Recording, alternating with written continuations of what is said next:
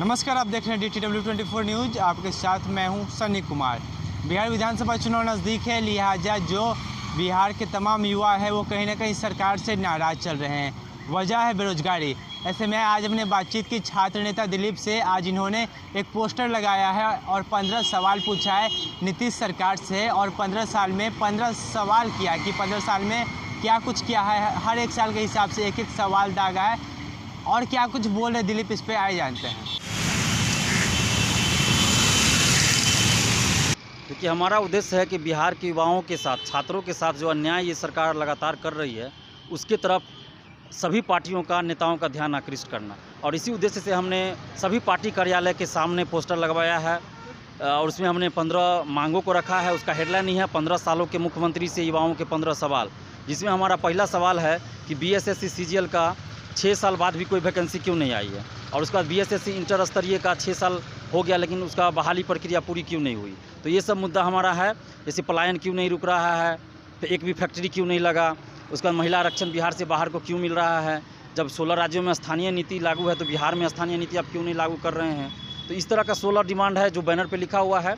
और इस डिमांड को हमने इसलिए रखा है कि ये युवा त्रस्त है, आज बिहार का युवा त्रस्त है। और जैसे 3 साल का कोर्स देखिए 6 साल 5 साल में हो रहा है, तो हमने इन सारे मुद्दों को रखा है ताकि ध्यान आकृष्ट हो इन नेताओं का और इस पर कुछ कार्रवाई हो। अगर नहीं इस पर कोई एजेंडा शामिल किया जाता है, कोई भी पार्टी नहीं करता है, सत्ताधारी तो नहीं करेगा जैसा हमको लग रहा है, अगर विपक्ष भी नहीं करता है तो हम लोग सभी का बहिष्कार करेंगे। क्योंकि हम लोग किसी पार्टी के समर्थक या विरोधी नहीं है। जो हमारे हित में काम करेगा हम लोग उसके समर्थक हैं और उसको वोट देंगे। जो हमारे हित में काम नहीं करेगा उसको हम वोट नहीं देंगे।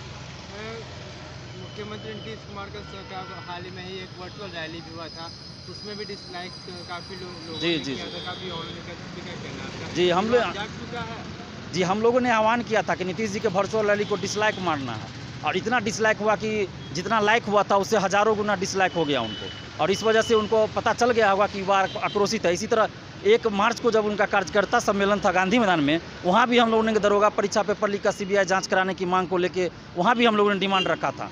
तो उनको तो हम लोग बार बार ये चेतावनी दे ही रहे हैं लेकिन वो सुन नहीं रहे हैं। तो इसका खमियाजा उनको इस विधानसभा चुनाव में भुगतना पड़ेगा। किस तरीके से बिहार विधानसभा चुनाव के मद्देनजर आप सरकार को सबक सिखाएंगे और किस तरीके से अपनी मांग को पूरी करवाएंगे? हम लोग जो 15 सूत्री डिमांड रखे हैं, जो 15 सवाल पूछे, वही समझिए कि हमारा 15 सूत्री डिमांड भी है। अगर इसको वो पूरा नहीं करते हैं, इस पर कुछ नहीं बोलते हैं, कोई आश्वासन नहीं देते हैं, तो हम लोग सीधा उनके अगेंस्ट में वोटिंग करेंगे। अगर कोई पार्टी इसको चुनावी एजेंडा में शामिल करती है तो हम लोग उसको वोट देंगे, अगर नहीं तो फिर हम लोग सोचेंगे कि सबका बहिष्कार किया जाए। क्योंकि जब कोई हमारे साथ है ही नहीं तो किसको हम लोग वोट देंगे। तो क्या उम्मीद किया जाए, इस बार सरकार बदल रही है, युवा सरकार बदल रहे हैं, या फिर नई सरकार नहीं आएगी, पुरानी रहेगी? देखिए, हमारा तो एक ही मकसद है कि जो सरकार 15 सालों से है और हम लोग के मुद्दे को ध्यान नहीं दे रही है, कुछ बोल नहीं रही है, ना कोई काम कर रहा है, तो उसको बदलना है, उसको हराना है ताकि उनको सबक मिले। बाकी कौन सरकार बनेगा ये तो आगे देखने वाली बात है, लेकिन हमारा पहला मकसद है कि जो सरकार 15 साल से है उसको हराना, सत्ता से दूर करना। तो आपने देखा, दिलीप ने साफ तौर पर कह दिया कि 15 साल में नीतीश सरकार ने क्या कुछ काम किया है।